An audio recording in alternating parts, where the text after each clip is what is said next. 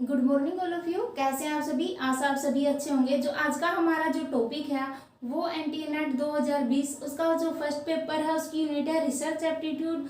उसका टॉपिक है type of hypothesis और उसका जो मीनिंग है वो देखेंगे हम।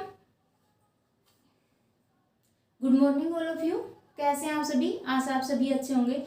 जो आज का हमारा टॉपिक है एनटीए नेट 2020 उसका जो फर्स्ट पेपर है उसकी यूनिट है रिसर्च एप्टीट्यूड। उसका टॉपिक है हाइपोथेसिस का जो अर्थ होता है, मीनिंग ऑफ हाइपोथेसिस और उसके टाइप्स। सबसे पहले हम देखेंगे कि जो हाइपोथेसिस है उसको क्या बोला जाता है? परिकल्पना कहा जाता है उसको। उसका अर्थ क्या होता है? परिकल्पना का शाब्दिक अर्थ होता है पूर्व चिंतन या संभावित अनुमान।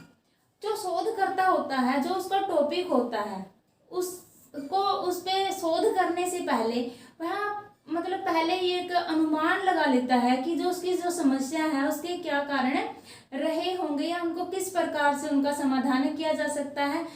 तो वो जो पहला अनुमान होता है रिसर्चर का उसको क्या बोला जाता है? परिकल्पना। उसको परिकल्पना या हाइपोथेसिस कहा जाता है। अब है कि इसके प्रकार कितने प्रकार की होती है। मुख्य रूप से हाइपोथेसिस होता है जो टाइप ऑफ हाइपोथेसिस दो प्रकार की कही गई है। यह अप्रायोगिक नॉन एक्सपेरिमेंटल हाइपोथेसिस और एक्सपेरिमेंटल हाइपोथेसिस। आगे इनके टाइप्स दिए गए हैं, इनको देखेंगे हम। जो अप्रायोगिक परिकल्पनाएं हैं या अप्रायोगिक जो हाइपोथेसिस है वो क्या होती है कि जो सामान्य होती हैं, जिन पर क्या है प्रयोग करने की जरूरत नहीं होती, वो परिकल्पनाएं आएंगी, अप्रायोगिक परिकल्पनाएं कही जाती हैं हाइपोथेसिस। इसके अंदर दो हैं, साधारण सिंपल हाइपोथेसिस और कॉम्प्लेक्स हाइपोथेसिस। जो सिंपल हाइपोथेसिस होती है वो क्या होती है? मतलब जो सामान्य होती है, इस पर प्रयोग करके देखने की जरूरत नहीं होती। जैसे जो अधिकतर एक्सीडेंट होते हैं या गंभीर जो दुर्घटनाएं होती हैं वो किसी के कारण होती है? बड़े वाहनों के कारण होती हैं। तो अब हम ये तो नहीं है कि बड़े वाहनों को देखेंगे, उन पर एक्सपेरिमेंट करेंगे, उनका एक्सीडेंट करवा के देखेंगे, नहीं। तो ये होती है सामान्य जो हाइपोथेसिस होती हैं जिन पर प्रयोग करने की आवश्यकता नहीं है। दूसरी है इसके अंदर विषम या कॉम्प्लेक्स हाइपोथेसिस। कॉम्प्लेक्स हाइपोथेसिस वो होती हैं जिसके अंदर दो या दो से अधिक चर होते हैं और उनका संबंध देखा जाता है। जैसे आइसक्रीम खाने से बच्चे क्या है बीमार होते हैं तथा उनकी सेहत पर क्या है नकारात्मक प्रभाव पड़ता है, नेगेटिव इफेक्ट पड़ता है। तो इसमें कई चर देखे जाते हैं। जो बच्चे होते हैं वो आइसक्रीम और उसका उन पर क्या प्रभाव पड़ेगा, उस प्रभाव पड़ने के कारण बच्चों में क्या क्या परिवर्तन आएंगे, क्या क्या उनके मतलब वो स्कूल नहीं जा पाएंगे, उनका स्वभाव चिड़चिड़ा हो जाए, बहुत सारे। इसलिए इसको क्या है कॉम्प्लेक्स हाइपोथेसिस कहा गया है।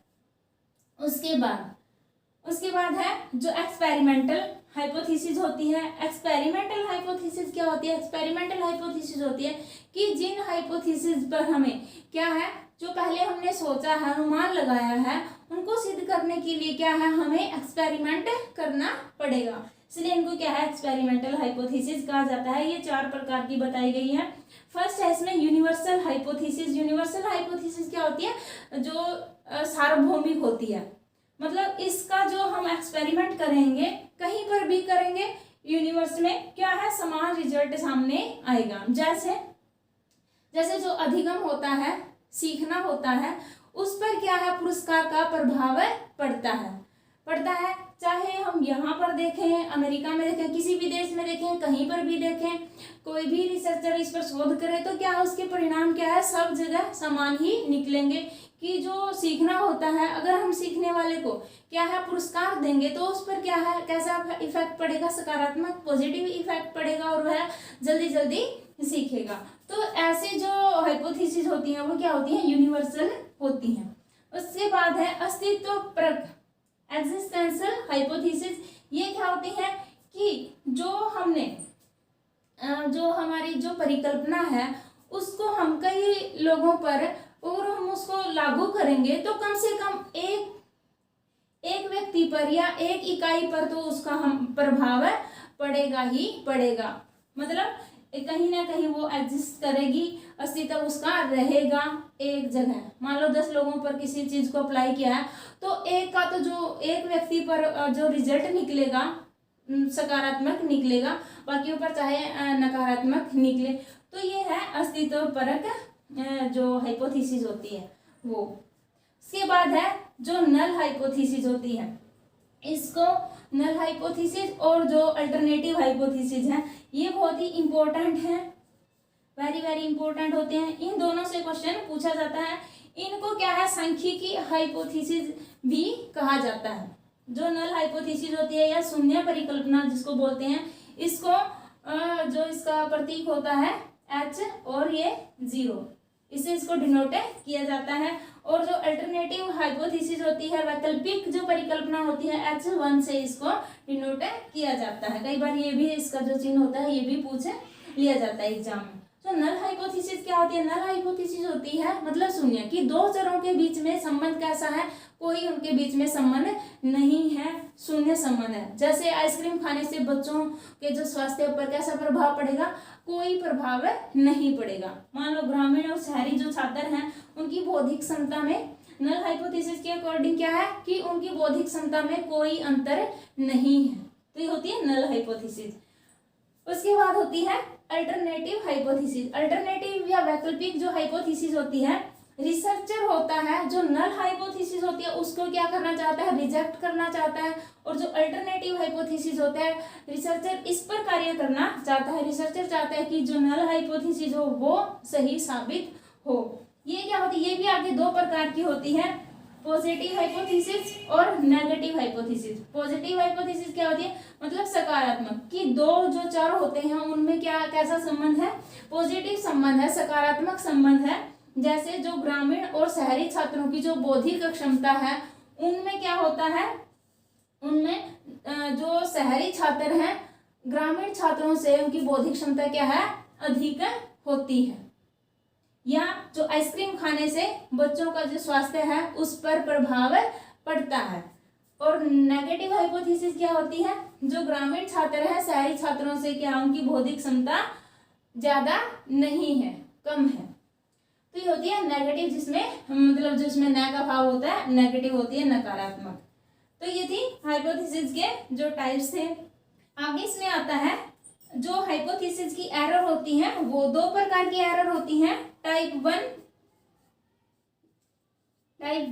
एरर और टाइप 2 एरर। कौन सी होती है ये, टाइप 1 कब होती है, व्हेन ट्रू हाइपोथेसिस रिजेक्ट।